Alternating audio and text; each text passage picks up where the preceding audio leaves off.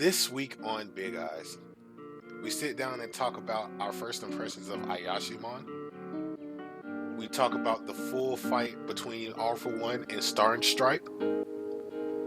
And Yuji gets put back on the stand in Jujutsu Kaisen. So stay tuned for these things and more on the Big Eyes Podcast.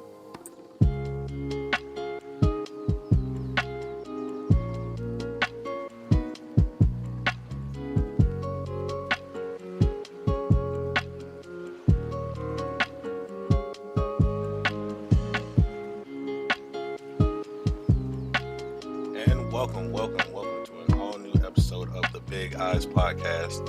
I am AD. I am joined by LJ. Yes, sir. It's still weird doing this first, man. I ain't gonna hold you. Man, listen, you got it. People like to hear your voice first anyways. I told you sound like Barry White, so you all good. Man, I'm about to come on the intro like, college dropout. Sound like Bernie Mac. Start cursing niggas out like, all right. Kanye? What the fuck is that, Kanye? It's all a dream. Nah, go ahead.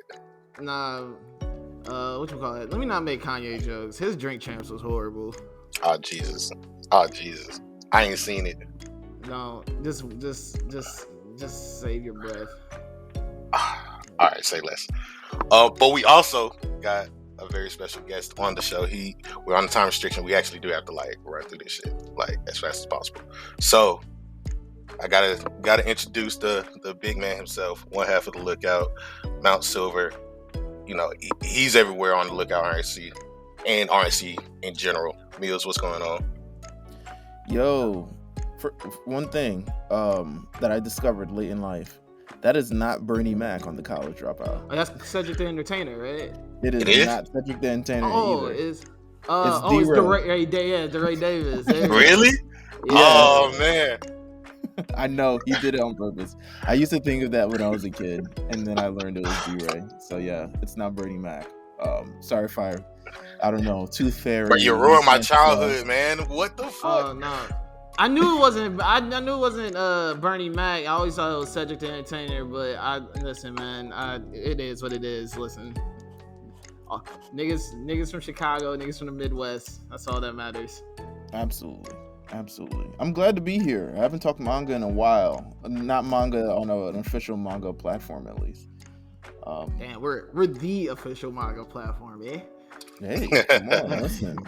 Dude, it speaks for itself. Who else but you? Who else? It's a very good question. Yeah, listen. I mean, literally, who else but Hey, I will say this though, just to give love to another manga podcast I've been listening to. There's a podcast called Manga-splaining. It is really, really good. I think that if you're a person that really likes live reads and kind of just want to expand whatever you're reading, or even if you're new to manga, like Manga-splaining is another really good podcast, like manga-based podcast that I listen to. So shout out to them. They're really fun over there. I love the content that they produce over there. Okay. All right. Look at that. Big up to I have been listening to other anime podcasts because I kind of wanted to all right, so we're going to Anime NYC later this week. I get to see Meelz in 2 days, guys. I'm so excited. We're going there. We're all going there together.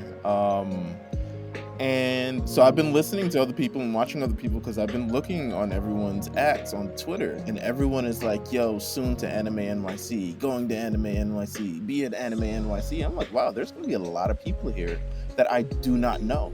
Just in general, I follow these people because I support all Black content creators in this anime space. But I don't know these people. So I'm interested to see kind of where he is, but I have been listening to other podcasts. I do that from time to time. I secretly listen to stuff to make sure that I screen them to know if it's valid or not without coming out and letting them know. For instance, when AD's first appearance on Big Eyes was literally me just screening him to see if this would ever work long term, ever. And you passed with flying colors, man. Look at that, episode 87. Hey man, listen. I mean, you know how long, like, you know, as a fan, you would want to talk about the things that you know, enjoy and love, and to hear other people talk about it, because I do listen to like other anime and manga podcasts too, and just hearing them talk about certain things, whether it's like plot points or certain characters that they like or dislike, I'm like, all right, I can see where you're coming from. Yeah, man, I'm just been enjoying this my damn self. Like we have fun every week. Yep. I mean, that's the best part of it. We're doing the same thing on the Lookout. Like, I wouldn't do the Lookout every week, or at least as frequently as we do it, if we didn't enjoy it. Yeah. We had a good time critiquing Tokyo Revengers when we recorded that episode. That episode came out yesterday, so we had a good time critiquing that. But yeah, we're having fun with it. Can't wait to go to Anime NYC, see what's there. I'm actually like very bad with anticipating events. I stress more than I look forward to things. But that's just me. I know I'm gonna have fun, but yeah, I'm legitimately stressing over everything that we have to do, or if there's anything that we have to do. Man, just enjoy the vibes. Just enjoy the vibes. Anime Week in Atlanta was fun, just seeing everybody out. So, but I think y'all are on a grander scale. So just mask up, you know, stay protected, and just enjoy it. Send me the videos, bro. Send me all the content. I got you. I gotta load everything. AD been holding out, bro. Nah, bro, it's so much, bro. I gotta make space in the drive. That's all it is. I'm sure the Anime Atlanta. I can send y'all the iCloud link, because I got the iCloud link for like a fair amount of stuff. But yeah, send that stuff. We want to see your journeys. We want to see. I was planning to use that to be like, okay, here's how we gonna do a bunch of this stuff, because I'm going in cold. I have no idea. I've never been to Anime Con ever in my life. Oh yeah, it's gonna be my first convention, so I don't know what to expect. Just expect the unexpected. Even if you expect anime, that's all you're gonna see. There you go. All right, I can at least look forward to that. Yeah, I'm excited, man. I'm gonna be real cozy. I hate walking around in like jeans and stuff, so y'all gonna see me sweatsuited up. But yeah, man, I'm excited. But we got to get to some of this news out the way. Really ain't a lot of news, to be honest. Should we get into what the real conversation is here? Do your regular spiel. I just want to get the quick Shonen Jump stuff out the way. So do your spiel, man. Man, we can't do this spiel. Like here, and I've been holding my tongue. Hold on, biting my tongue. Just give it like 5 more minutes, and then we gonna jump into right. Biting my tongue in the chat, in the Discord, all that. I've been biting my tongue. I haven't said nothing about it yet, and I'm just waiting to finally pop my shit, because I told y'all listen, I feel like that little girl in that video. I told y'all this, man. All right, give it 5 more minutes, and then we're gonna jump into their good discussion. All right. So real quick, this week we had Neru in 18 chapters. You know, sorry to see it go. Another new one gone out the window. But we also had Ayashimon start by Yuji Kaku and Fujimoto's sister, as well as the writer of Dandadan, did some artwork just to celebrate the release of the first chapter. So, you know, did you read the first chapter of Ayashimon? Yeah, I did. I actually really enjoyed that first chapter a lot. Yeah, man, listen, I really, really can't wait to see where that goes. Set in the early 90s. The head of a Yakuza family dies, and a whole bunch of mob bosses who are really yokai are meeting at the funeral, but they make it a point to say, if you're going to squash beef, do it outside of the funeral. So we have the main character, Maruo Kaido, who has a reputation of just like beating up people. He once defeated a whole school and could throw cars. And first thought in my mind is like, that shit really not that special, because we done seen Yuji do it. We done seen Yuta do it. Like, is throwing cars just like the norm for any protagonist now? Like, it depends on the car now. It depends on the level of car you're throwing. If you're out here throwing like hoopties and whatnot, I ain't really impressed. Now, if you're out here throwing like a G-Wagon, like a vintage Porsche, I may like it. I need to see an Escalade thrown, something, man. I need to see something big, like impress me. I don't want to see no like expensive like luxury car getting thrown, because I'm gonna actually be hurt. I'm like, damn, bro. Not only did you throw my car, but now I gotta pay for the damages. Like, what? Nah. Better have good. I think the real story here is have good insurance. Yeah. If you're living in Japan. Yeah. Pretty much life insurance. You never know when a manga protagonist is gonna throw your car. Life insurance, you need vehicle insurance, you need all of that. I think car insurance like commercials really aren't capitalizing on this. And they're really not. Like, can you imagine like a Geico commercial with like the manga panels or anime clips of cars getting thrown? Listen. That would be hard. That would be hard. We already got the Taco Bell anime commercial. We could really see that come up next. They do have the Taco Bell one. Yeah. You know, that's the Gundam one, right? Yeah. Yeah, because they wasn't using Zoids. Oh, nah. Yeah, nah, we don't. I fuck with Zoids, but nah. Nah, Zoids is Huffington. Yeah. But, yeah, man. Also, a lot of the references in Ayashimon, we see Dragon Ball references. The man threw a Kamehameha and actually just punched the nigga head off. That was hilarious. We also see Fist in the North Star, Ultimate Muscle, and JoJo. So you can tell that it's really like based in that era of early 90s. But at the same time, we're going to see like a lot of yokai boss fights, a lot of Yakuza stuff. What's this about? Yeah, Ayashimon. Did you not read the first chapter? No, I didn't read the first chapter. No. Wow, Meelz did not read the first chapter. Well, I didn't know that we had to do it, but I mean, I'm slightly disappointed. Nah. Because I think you're gonna enjoy it. Like, you can take some time to read it. All right, but, tell me what it's about. Tell me what is so this essentially this is what it's about. First chapter, the basis of the story is we have our main protagonist who is this normal human. He's just a normal human kid whose dream is to be a manga protagonist. So like ever since he was 7, he has been training his body to be a manga protagonist. So he has like otherworldly strength and abilities and whatnot, but he's a normal human. And pretty much the setting is early 90s Japan. And when this mob boss, the head of the Yakuza, dies, pretty much the position is now open. But instead of like the Yakuza being normal human beings, they're all yokai or demons. So this normal boy, he kind of gets drugged into that world, and it's a lot of fist fighting, and they pretty much how they squash their beefs is you get your best fighter from your clan, and then it's just 1v1. Yeah, it's 1v1, and that's how they kind of that's how they squash their beef. So he gets tied into one of the clans, and now he's excited because he gets to fight all these strong, powerful monsters and people.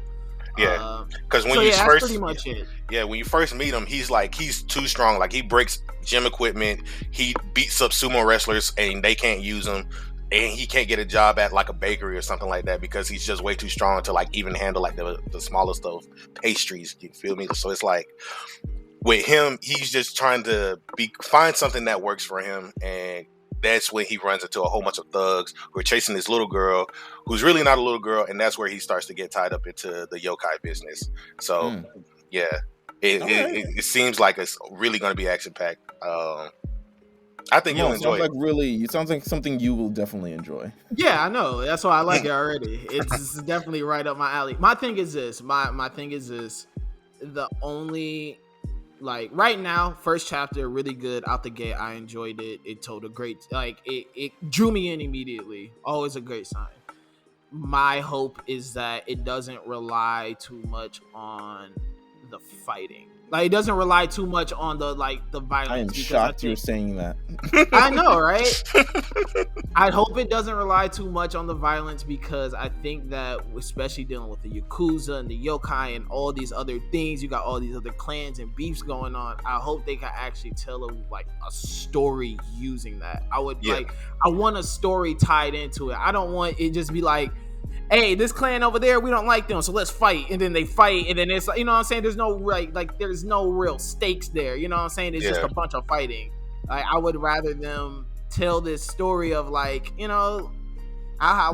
do these gangs have beef? Like, what are deeper ties and connections that they have with each other? Are there certain alliances that are broken or made and things like, you know what I'm saying? Like, I hope they actually tell a story that's centered around the Yakuza and why who was the last, you know what I'm saying? Like, why is it that, like, when the last mob boss dies, like, it was so critical because he kept kind of everything tied in together. So I don't know. I hope there's an actual storyline tied into this. All those pure violence is always my thing. I at least need something there with it, like, you know. I think you won't have a problem with that. I think where it will shine at is like giving the character motivation behind the beast for all of the different characters that we may explore in this underworld, so to speak. So I think as we go along, I think we'll get all of that in full force, and you know, hopefully it doesn't go away. You know, it's always good to have just like a short action pack like manga, but I feel like it's here for the long run. Oh, maybe, yeah, definitely. Yeah. So we will see. Yeah. But now I want to talk about Spy Family, but I told you to wait 5 minutes. It's been 10 minutes, so let's get into it. My hero. Horikoshi sucks. He fucking sucks, bro. What? I told y'all he was putting himself in a corner where he had to do an ass pull. He had to do this. He literally left himself no choice to do this bullshit. He left himself no choice. All right. I don't get it. Explain your point. Okay. Stars comes in, right? She's gonna, first of all, I don't understand the full point of rushing this process with Shigaraki and turning this 3 months to 3 days into now. You know what I'm saying? First of all, he's still incomplete. He talks about it the entire time about how he's still battling. Like, is he, all for one or Shigaraki? He's in this weird middle ground of like, I'm a whole new being, I'm a whole new person, whatever. But you have these two OP characters fighting each other. You finally introduced the number one hero in America who has this crazy quirk. Obviously, we know Shigaraki and his skills. Putting these two characters against each other, someone has to lose. So how are you going to make it like one of these people lose without making it feel like, first of all, a waste of our complete time, which at the end of this, if that's what it truly felt like for me. And not make it where it's just like you gotta pretty much look like you made something up on the fly. All right, so I hear what you're saying. However, they've also explained that the threat of All for One is no longer just a local threat in Japan, and it is a worldwide threat. This is why all the other countries have come into play, and this is why Star and Stripe was introduced to this series, because she's from the United States, and All for One has also expressed that he tried his best to, with all the other various crime that has come up in other countries, to keep Star and Stripe away, because his biggest threat, he feels like, is if One for All and New Order come together, it might be clapped for me. It might be clipped for me. Absolutely. So in this process, he saw that Star and Stripe, who did not wait for any government clearance, decided to fly her ass over there without anything. And so he said, in this moment, I got to do anything that I can to stop this woman, because if she comes in contact with All for One, or One for All, All for One, if she comes in contact with All for One, this is going to be a very tough road. Hence the battle between Shigaraki and Star and Stripe. Now, from a storyline purpose, what they've been doing over the last number of years, number of arcs, is showing a parallel between Shigaraki and Deku. Whether it's been Deku goes through his joint training arc and gets a little bit stronger, and now he's getting all these quirks, and then Shigaraki at the same time is decimating Daika City and doing all this other stuff like that.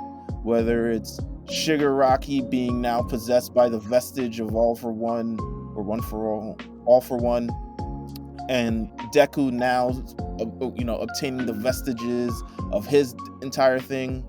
This is a parallel situation to the same thing that happened with old girl from the city. I forgot her name, who shoots bullets. I forgot her name. Lady Nagant. So I think what he was trying to do was present a parallel to that, similar to what he's been doing prior before.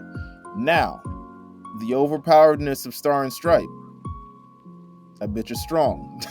She is OD strong. I was also wondering, how the fuck was he going to write himself out of this entire thing? Was it the best? Absolutely not. However, do I think she had to die? I don't even think that. No, it's not even just. She got dusted, bro. Like legit turned into Nature Valley Bar. Yeah, she's crumbled. She's gone. Dust everywhere. It's a wrap. It's the bottom of the bag, man. Bottom of the bag chips, bro. Just nothing but Cheeto dust and everything. But like, I understand why he did it. Of course, he wants to make Shigaraki strong, but also he wants to do the sacrifice thing.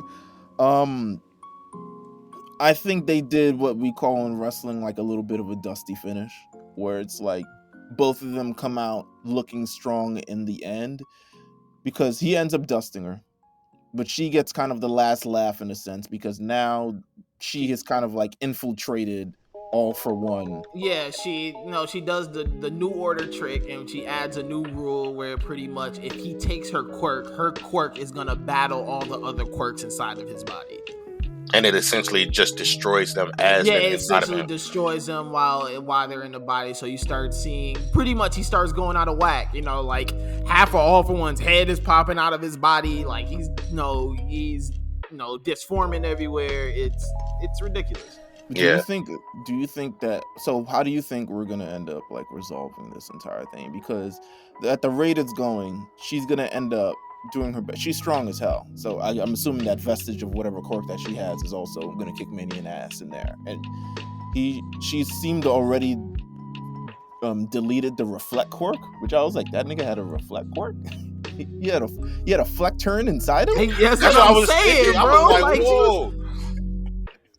I was like, wait, he holding on to quirks that we don't even know about. He got all man, listen, he got it all loaded up in there, bro. He got stuff from his whole memory card is filled up, my brother. Like he got everything. Oh no, he got his external hard drive is crazy. It's easy like 3 terabytes, even more. He got files on files on files. I was like, damn, you had a reflect quirk. He's like, damn. Hey, how do you think he organizes it? Like, do you think he organizes his quirks by folders?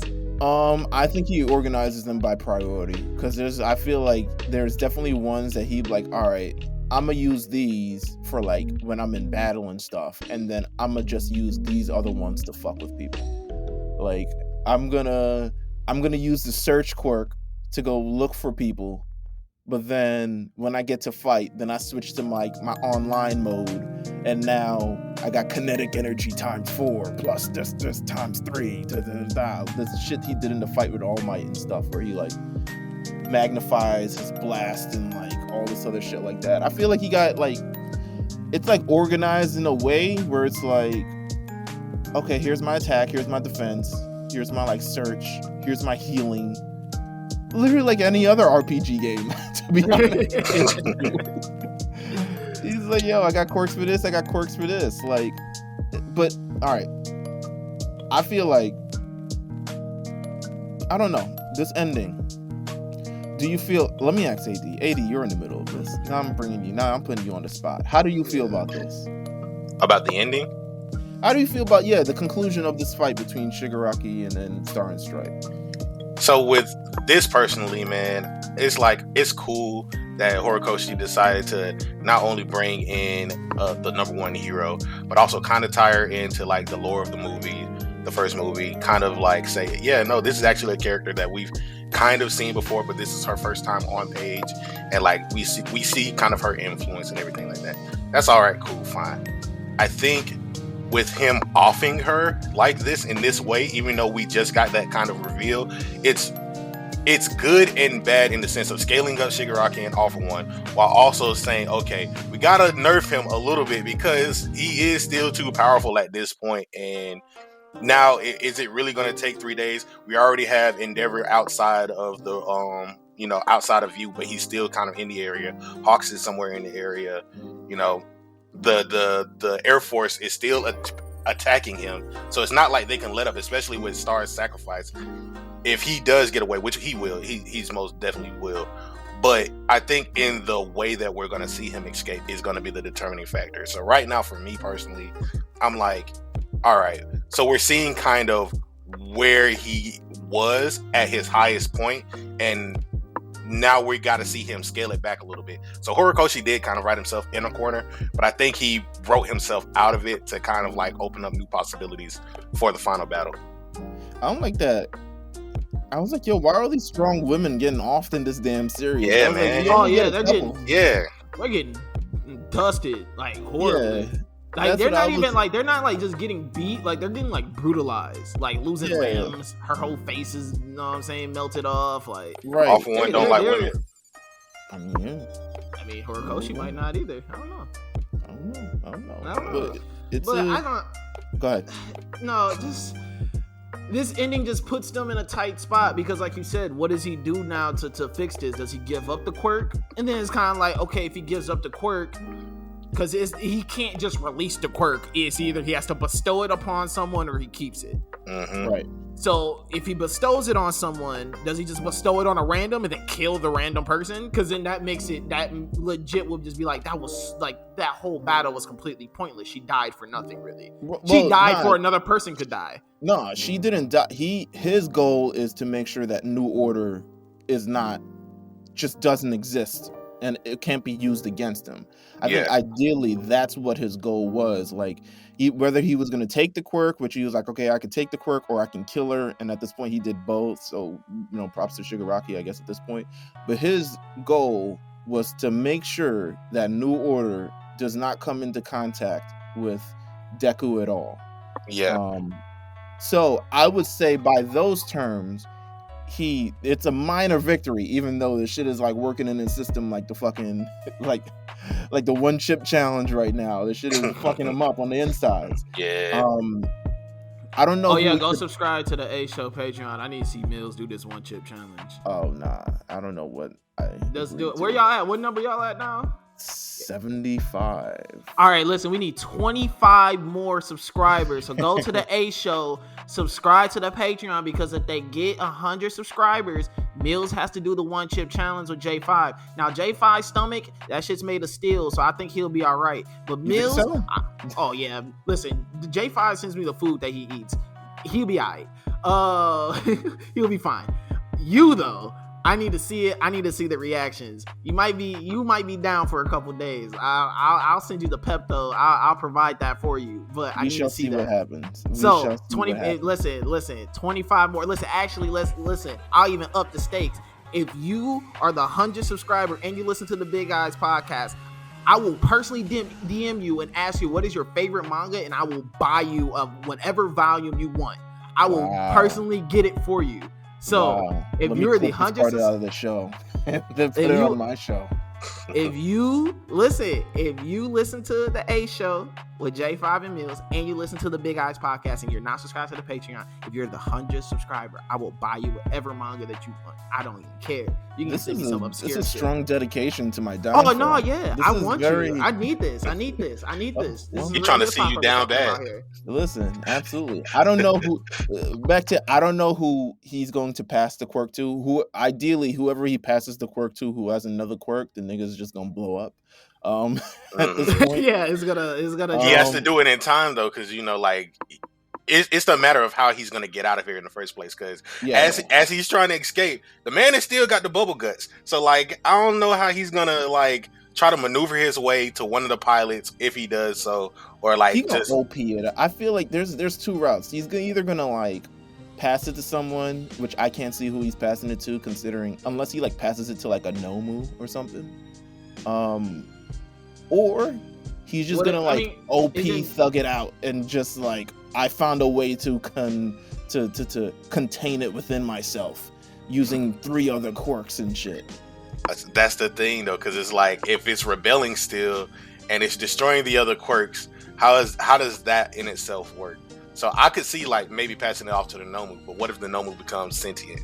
What if we see something like number 6 from Vigilantes, where they're just constantly evolving into something different? You know what I mean? Vigilantes. Vigilantes is cool. Last chapter was alright. It's going on too long for me. It's a little too long. Definitely. Way too long. We've been reading this one fight that they've been having down the street for like since it was hot outside. Like, it's been going on way. I'm just like, long. yo, wrap it up, G, wrap it up. But I think it is wrapping up. But I'm like, yo, just wrap it up faster. Like, if you need to do 2 chapters in one, figure it out. This whole bi-weekly shit isn't working out. Yeah. I mean, definitely lots of more questions than answers, which is like how I like my manga chapters to end, of like what's going to happen next. That's why I love My Hero Academia in a sense now, because it's like a lot of it's like, yo, what's gonna happen next? What are they gonna do? Where are they gonna go? Why the hell? Where's Dobby? You know what I'm saying? Like, where's everybody else who's supposed to do this? I mean, it just is what it is. But this chapter was definitely it was something. I'm interested to see how they follow up from this. It felt like just a lot, and it just felt like I don't know what I just, like you said, like it's cool that it's ending in a way where we're starting to think like, okay, what's gonna happen next chapter, but also at the same time how we got to this point felt like it felt like the payoff wasn't worth it. You know what I'm saying? Because now because like once again, what is he gonna do with this quirk? If he legit passes it all to another person just to kill them, I'm gonna be upset. Because then it's kind of like really stars like Shigaraki wins, he kills her, and he still got rid of the quirk. So it's like now she looks like now she looks like a dud because I wouldn't say that. I wouldn't say that because I mean she's still doing damage to this man. Like he's not as powerful as he was before. Like he's gonna take 2 days to re-plug into the USB-C, and he's gonna be fine after a day of charging up. That depends. Like you have to find somebody with another reflect quirk, because that was a very powerful quirk as we saw before. And so like the fact that he doesn't have that in general is like, oh shit, now he only has to rely on regeneration at this point. Like you know what this reminded me of? Demon Slayer. Towards the end, Demon Slayer spoilers for anybody who hasn't watched, but this is a manga podcast, so I don't care anymore.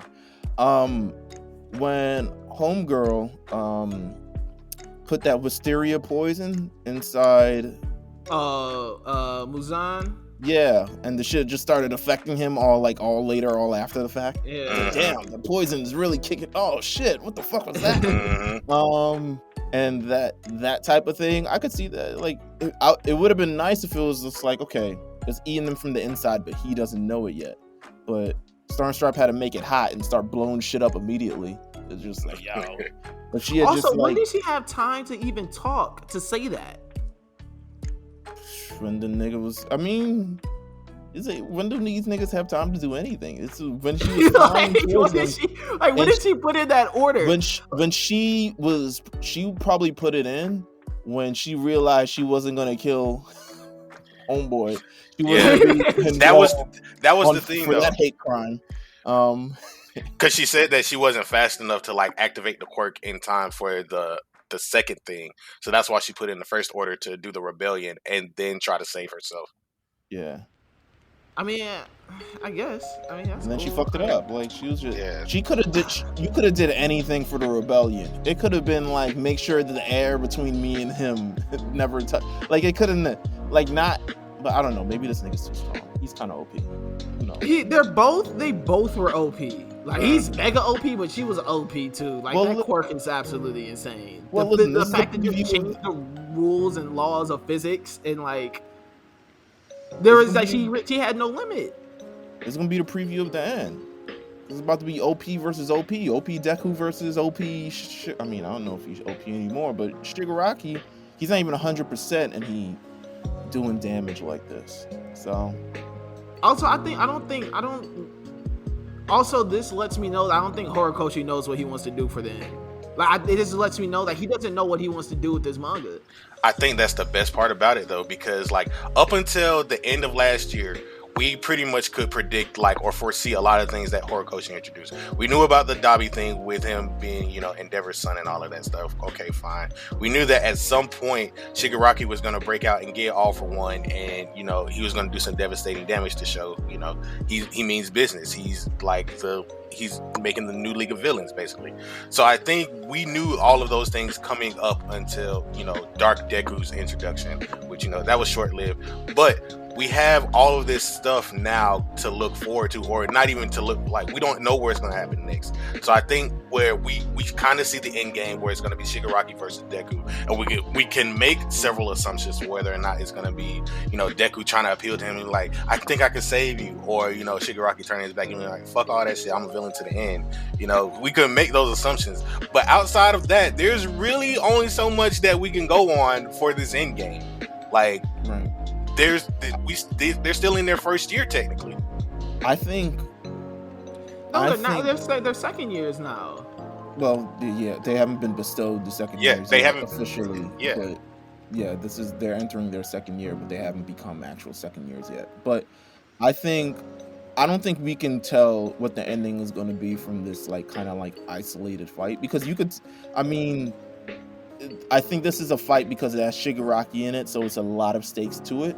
But this might just be like an isolated incident that continues to build towards the final encounter. And this may have a purpose similar to the Lady Nagant thing had a purpose of like saving these heroes, her, you know, just kind of like showing how ruthless that All for One is, and kind of like, you know, showing kind of the gray, pretty much the black, white, and gray between actual hero society itself, because then she ends up being like the hero that was sent to like really kill and was put by the Hero Public Safety Commission and prove that they are kind of like snaky characters themselves. So I don't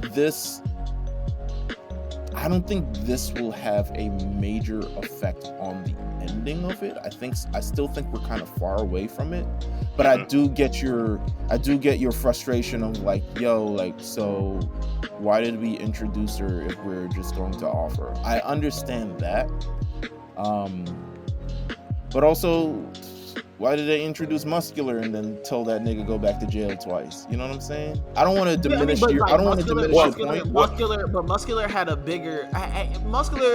Muscular's reappearance has a, I want to say bigger meaning, but it's more understandable than let's introduce the number one hero in America. Mm-hmm. Obviously, probably one of the, if you were gonna rank him in the world, number 2 in the world behind maybe number 1 in Japan. Maybe number 1 in the world if we're gonna, you know, we're gonna introduce this character, build her up just to kill her and kind of make her death not feel like it was truly meant to do something. Because Shigaraki's gonna survive this, regardless of how it happens. Yeah, of course. That's the thing is they're both like at least when Muscular pulled up, it's kind of like, oh shit, this is someone that Deku has fought in the past. This is someone that. But Shigaraki's Shigaraki's the person who's gonna be there at the end game of this all. Here's the thing. They both serve as benchmarks for both Deku and Shigaraki. For Muscular, he's the first benchmark because we see when they first clash, he has to do like the 1,000,000% to like kind of struggle himself to win that fight. But then when Muscular is re-shown, it's like, oh, he's just one-shotted. Like, we see the growth for Deku from that first time until then. And now we have Star and Stripe here as the benchmark for Shigaraki because we saw like how much devastation he could kind of do. But now that he's had like some time to rest and like he's had some time to gel with All for One, how much damage can he really do? And that's where the benchmark for Star and Stripe exists. He got jumped in the war arc by like 8 niggas. Yeah. And barely came out of that surviving.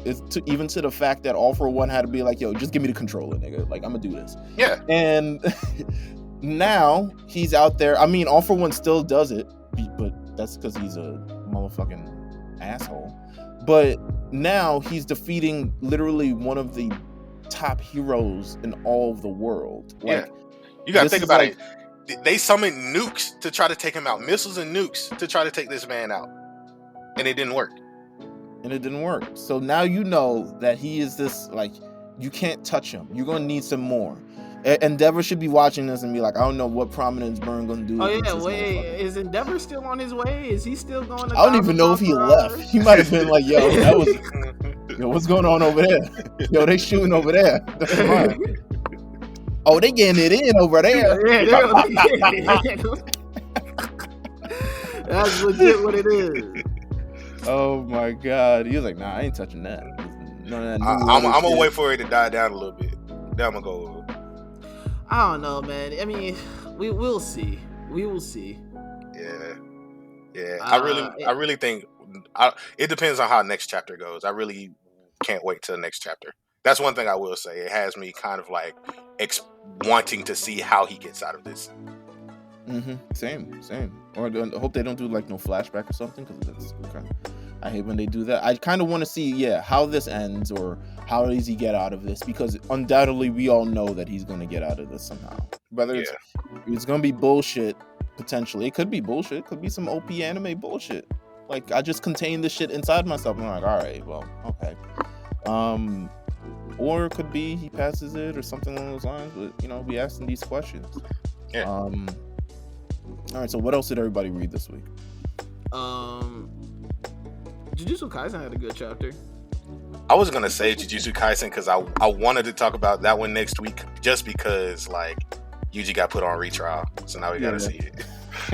Nah, shout out to him for using his head though. Now it's not many times where we see Yuji really sit down and try to like finesse his way out of a situation. And like, I mean, his character is really built off brute strength, and like this is kind of like one of the rare times you get to see him really like sit down and have to like use his head. Like, I have no cursed energy. Like, what do I need to do? Also, I thought it was super interesting that they talk about how the domain expansion was originally used, like back in the day. Yeah. It wasn't really like, yo, this end up be a one-hit KO, like Akuma ass shit. It ended up being like, yo, these sorcerers used to do something to like make sure whatever result in their favor used to be in their favor, and he's like this kind of like old school ass guy who was just like, wow, I'm not gonna kill you, like really, but I'm gonna make the result that I want happen with my domain expansion. I thought it was fire. Yeah, it kind of plays, if you like, I've been catching up on Elusive Samurai. I'm like, I didn't read this latest chapter, but it kind of plays into that where it's like the Lord of the Land, because of how they talk about the Heian period and everything, and the new curse techniques. I think what they're trying to go is where with domain expansions, they basically are like these set of rules that exist in a certain area, certain governing body or whatever, and only my rules can permit over yours. Anything else just like it's secondary. So when we see Higuruma use the deadly sentencing, it's non-combative, very non-violent. You can't use any attacks in there whatsoever, and then the rules that exist there are the ones that you have to abide by. And if you can't keep up with the rules, then you're subject to some type of curse binding or sent to something else. So I think with Higuruma's technique, with Yuji even thinking about this, I don't even think he thought about this correctly, because the curse technique itself uses like his information. And so with him, like, he got all of his warrants. The judge has all of his warrants, and he's just pulling them up every time he goes back to the stand. Like, so we got the pachinko machine. All right, you guilty for that because you lied. All right, you got the mass murdering thing. Can you tell me about that? And the fact that Yuji is sitting here talking about, yeah, I actually did it. How does that actually play out? Because we know he didn't actually do it, but in their world, how do they perceive him doing that type of action? He's playing a little smart, because if he didn't actually do it. Yeah. But he's saying he did. So they're gonna either have to try to prove him. He's gonna try to prove him guilty or not guilty, and he's gonna try to finagle his way out of it. So you know what? Shout out to Yuji. Yeah. I mean, a little smart. It was. I mean, like I said, a rare time that he uses his head. Like a rare time that he really sat down and whatchamacallit? Yeah, the rare time he really sat down, was like, okay, I have no curse energy. How can I go against this fighter who I really like Higuruma as a character? I think, like you said, it's really cool to kind of have this old school sorcerer in here, where it's like when he uses his domain expansion, it's not really a thing where he's like trying to kill them, but he is trying to, like you said, he's trying to get a certain result, into which it makes the battle teeter in his favor. Even like learning about like him in the beginning where they're talking about like this dude was like a lawyer prodigy. But the courtroom was always against him. Yeah, like his peers refer to him as a genius, and all this stuff. I like his fighting style, like the way that he uses the gavel. Like, I think that overall he's a cool character. He's a little weird, you know what I'm saying? First time we ever even meet him, he's sitting in a bathtub fully clothed. Like, if I ever meet a person and have to fight a person that sits in a bathtub fully clothed, I feel that I'm in the wrong situation. That's even as a person at my level, that's a little overboard crazy for me. Like, word, like the whole bathtub, whole suit on. Yeah, nah, this maybe not the one that I want to try. But no, I think that the chapter was great. I think it was, you see Yuji obviously on the defense of the entire time. Even Higurama being like, "Yo, his strength is wild." Like, obviously, I think that Yuji probably could have stretched this battle out a little longer until the temporary effects wore off. But like I said, it was cool for him to be like, "All right, let me think now on my feet." And now we get to see what happens next in terms of what this trial is really going to mean. Yeah, and I don't even think we get a time limit of how long he is without his cursed energy. So I think this is the smartest play for him to try to get back on trial and plead a case so that way he can get his cursed energy back, because that is very important for him to fight with that. I think the one interesting thing that I would like to see going into next chapter is just because he's at the end of the chapter, they said he's sentenced to death. Like, he gets the death sentence. And it's funny because he was already technically sentenced to death by the school, by the whole Jujutsu Council. So the fact that all of this stuff is because of Sukuna and he gets sentenced to death twice because of him, like, will Sukuna react? Will he jump out into play? Will he activate his domain expansion? Because I'm honestly surprised that with how Mahito went and how he used his domain expansion when Yuji entered and they came face to face, he was like, "Bro, you're stepping on my domain. What are you doing?" But in this domain expansion, he's like just chilling. Like, I'm surprised that we haven't seen anything about Sukuna in a very long time. Yeah, I agree. Mm-hmm.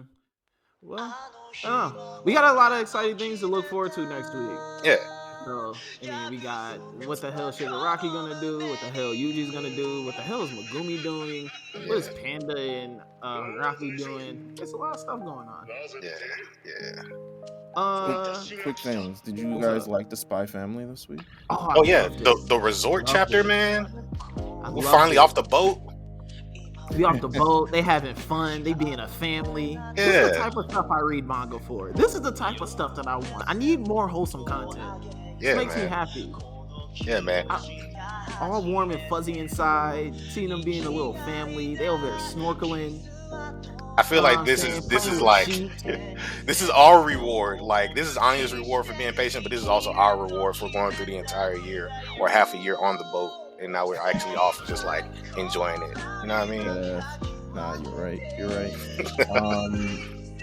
And then it looks like Kaiju number 8 is reaching a very fevered point. Oh yes, it actually is. I'm not gonna lie. Yeah, maybe you guys want to cover that when it picks up, but it's like, yo, oh shit, about to clap this old nigga. Yeah. Old man's done for it. I don't know. You already know how I feel about old people. Nah, every old person every person in anime or manga got some OP shit under his belt. Yeah, so all the old people. I don't know how easy it is gonna kill this old nigga, but I don't know how it's looking, man, and the story they already told about his wife, and I don't know. I think old man's time is coming up, but listen, no one never really dies in manga, so I feel no one ever really dies. Shout out to NERD. I mean, except for the person that just got dusted. Star Strike. Yo, what is America gonna do? What is America gonna do? Oh yeah, we're the worst country not to have a number one hero. Who is number 2? Oh, yeah, it's someone weak. It's someone trash. It's probably like a speedster or something. Where's Captain Celebrity at? Where's Oh he yeah, at? That man been retired. He done for it. Oh yeah, he's done for it. You gotta have to come out retirement, baby. Not to die again. Imagine him seeing that live on TV and then getting that call. Like, hey, you gotta tag in. Oh my god. Listen. You on the phone using a different accent. The number you're trying to reach is not in service. Imagine as America, your top hero goes off without any clearance. Dies. You also send off mad missiles as well. It was like, yo, we're gonna take all the missiles too. This is a global threat. We just sent it her. Dies. And now the country has no defenses, crime no is missiles, used up all the bullets, used up all that hero energy. on earth, like, is no longer now there. It's like, yo, America, shit, man. I don't know. Yeah. I'm sure with the black people in America, probably like rent still paid on the 1st. So, I mean, I don't give a fuck. I still gotta pay rent. So, whether Star and Stripe is there, whether Star and Stripe is not there, I don't know. Crime may go up in America. Reaganism. Drugs. All types of other stuff. Reaganism and drugs. That's what it That's funny. Well, this has been fun. Yeah, man. Thanks, Meelz. Oh, no problem. Thank you for listen. Anytime anything big happens in MHA, trust me. Meelz is gonna be there. Meelz is gonna be there anytime MHA does some wild stuff, regardless if I enjoy it or not. All I'm saying is I told y'all Horikoshi is gonna have to do some type of ass pull to finish this. I told y'all that he was gonna have to do some type of BS to make this ending fit and work. And listen, sometimes I hate being right. If she had murked Shigaraki, we'd all be. It would have been over. Once again, this is why it was a bad decision. He put himself in a corner with this. He has to do something completely ridiculous. You either kill the number one hero in America, then it's like, well, what was the point of introducing her? Or you kill Shigaraki or do something to Shigaraki, and you're kind of like, well, what the fuck is he? Why'd he try to speed up the download? Why didn't he just make it slow? It's all for a purpose, man. It's all for a purpose. I believe in Horikoshi. I believe in him. I have zero faith in Horikoshi, but I'm gonna continue to read. It's not gonna stop me from reading. So that's the worst part. I have this relationship between me and Horikoshi really might be worse than the relationship between me and Toriyama. I doubt it, but no. Me and Toriyama have an understanding now. Like we do. We have an understanding about what Dragon Ball is and what it isn't, and what I'm gonna get. I understand it. Horikoshi, he just shows up when he wants, just leave when he wants, doesn't say bye, doesn't send flowers, nothing, no type of romance. I don't believe you, but we'll see what happens when that next super chapter comes out. I'm T-minus like 5 days. Oh Jesus, like 5 days. Sorry. Oh wow. No, AD, we gotta talk about it. It's because of you, because we skipped it last time. We could have talked about it and then just skipped it this time and then waited till December. Yes. I'm blaming you this time. Wow. But it's alright. Yeah, Meelz, I can see you in a couple days, and I can see Jeff. I'm really excited. Can't wait to see y'all. You'll be at Anime NYC this weekend. Yeah. So if you see our beautiful faces. Yeah, see us smiling in a mask. Oh, beautiful. In a mask, for sure. In a mask, for sure. I'm still vaccinated and boosted up. So, but I'm still have that mask on. Man, y'all guys have fun. Be safe. I'm about to send y'all this stuff. Yeah, do that. But while AD sends that stuff, make sure y'all subscribe to The Lookout RNC wherever you listen to podcasts. Make sure you follow us on Twitter and all social handles because we post really cool things and have a lot of fun on our social media.